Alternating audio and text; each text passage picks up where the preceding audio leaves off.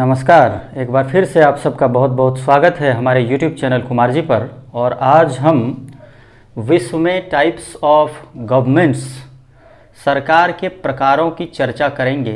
Basically विश्व स्तर पर 5 प्रकार के सरकारों को रिकॉग्नाइज किया गया है, जिसमें पहला अथॉरिटेरियन जिसको सत्तावादी के नाम से जाना गया है। इसमें सत्ता केंद्रित होती है और उस पर एक तरह से बलपूर्वक नियंत्रण अर्जित किया जाता है। हालांकि राज्य में सरकार की अन्य शाखाओं के लिए चुनाव तो होते हैं, किंतु सर्वोच्च पदों पर एक छोटे से समूह का नियंत्रण होता है। वर्तमान उदाहरण सऊदी अरब का प्रिंस परिवार, आप वहां पाएंगे कि सत्ता के सर्वोच्च शिखर पर प्रिंस परिवार का ही कब्जा है।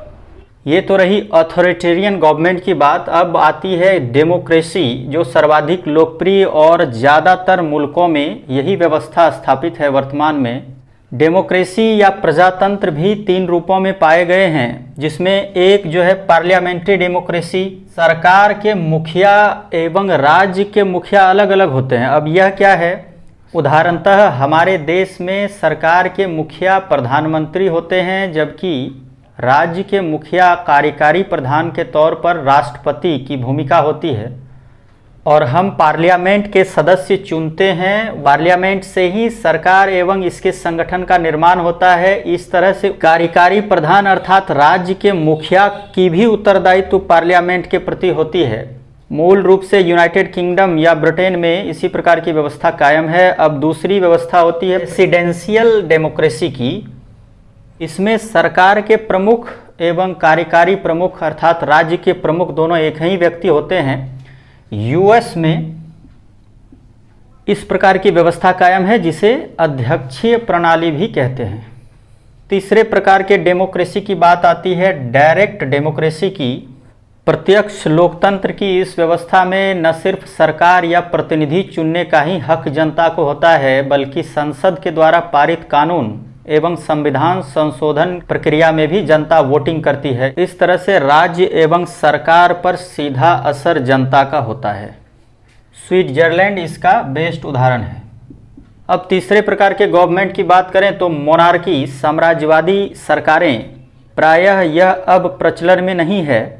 मोनार्की गवर्नमेंट की व्यवस्था के तहत आप इतिहास में विश्व के कई देशों में राजशाही शासन की व्यवस्था को जान रहे हैं। इसमें भी 2 प्रकार की मोनार्की, पहला कॉन्स्टिट्यूशनल और दूसरा एब्सोल्यूट। अब कॉन्स्टिट्यूशनल मोनार्की क्या है? तो वर्तमान में आप यूके में यह व्यवस्था देख पाएंगे। वहाँ संवैधानिक व्यवस्था के तहत राजा की भूमिका है। हमारे देश से तुलना करें तो राष्ट्रपति का पद इसके ही समकक्ष आता है। अब दूसरे प्रकार की बात करें तो एब्सोल्यूट मोनार्की। इस प्रकार के सरकार की पूर्ण व्यवस्था वर्तमान में आप वेटिकन सिटी में पोप द्वारा सीधे शासन के तौर पर साम्राज्यवादी शासन देख सकते हैं। अब चौथा प्रकार ओलिगार्की, जिसे कुलीन तंत्र भी कहा गया है। एक तरह से यह धनी अभिजात वर्ग द्वारा शासन होता है, जिसे सबसे योग्य अथवा सक्षम मान लिया जाता है। इसके भी 4 प्रकार हैं। पहला प्रकार ऑटोक्रेसी। यह कुलीन तंत्र का निरंकुश तानाशाही रूप है। एग्जाम्पल में आप रूस में जार द्वारा किए गए शासन और बाद में स्टालिन के शासन की भी तुलना निरंकुश ऑटोक्रेसी ओलिगार्की से कर सकते हैं। दूसरा प्रकार है प्लूटोक्रेसी। इसमें क्या है कि जो धनिक वर्ग, धनी लोग होते हैं, उसके द्वारा शासन किया जाता है। इतिहास में एथेंस और स्पार्टा में इस प्रकार के शासन की व्यवस्था थी। ओलिगार्की के तहत तीसरा प्रकार स्ट्रेटोक्रेसी का आता है। स्ट्रेटोक्रेसी एक तरह से सेना द्वारा स्थापित शासन होता है। अपने पड़ोसी मुल्कों की बात करें तो पाकिस्तान में इस प्रकार की व्यवस्था काफ़ी समय तक रही है, और म्यांमार के सैन्य शासन व्यवस्था से भी आप स्ट्रेटोक्रेसी को समझ सकते हैं। चौथा प्रकार है थियोक्रेसी।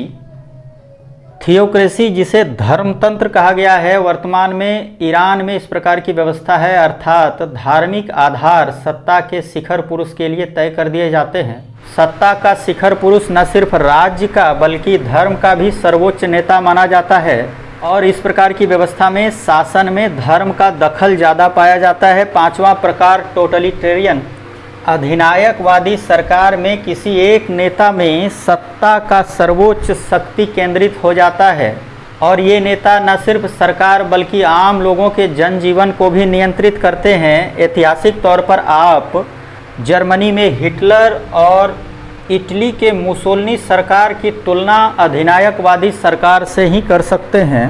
वर्तमान में उत्तर कोरिया में किम जोंग की सरकार को आप अधिनायकवादी सरकार में रख सकते हैं। तो इस प्रकार से ये 5 प्रकार की सरकारें, बेसिक टाइप्स ऑफ गवर्नमेंट्स। छठे प्रकार के सरकार की बात करें तो एनार्की की व्यवस्था भी कुछ एक देशों में कायम रही है।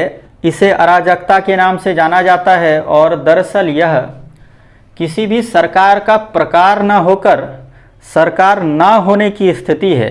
अर्थात वैसे राज्य जहां सरकार का अभाव पाया जाता है वहां अराजक स्थिति उत्पन्न हो जाती है और बिना सरकार के ही व्यवस्थाएं चलती है।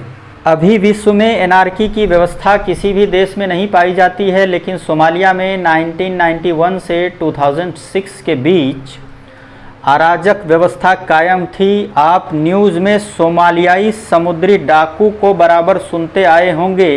देश में किसी भी प्रकार के प्रभावी सरकार न होने की स्थिति में एक तरह से इनकी ही सरकार उन क्षेत्रों में चला करती थी और ये प्रायः व्यापारिक जहाज़ को लूट लिया करते थे। और 7वें नंबर के सरकार के प्रकार की बात करें तो ट्राइबल अर्थात जनजातीय सरकार की भी व्यवस्था विश्व में रही है। ये प्रायः अफ्रीका के जंगलों में पाए गए हैं। ये स्थानीय स्तर पर अर्थात छोटे स्तर पर आदिवासी कबीलों का शासन रहा है और इसके ही परिषद एक तरह से हुक्म का तामील कराते थे।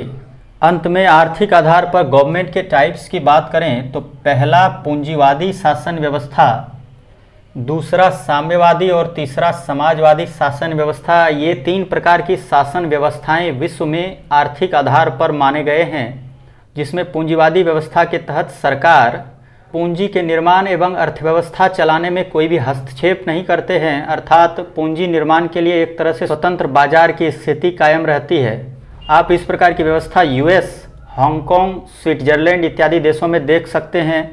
वहीं साम्यवादी व्यवस्था की बात करें तो यह एक तरह से पूंजीवाद के उलट व्यवस्था है।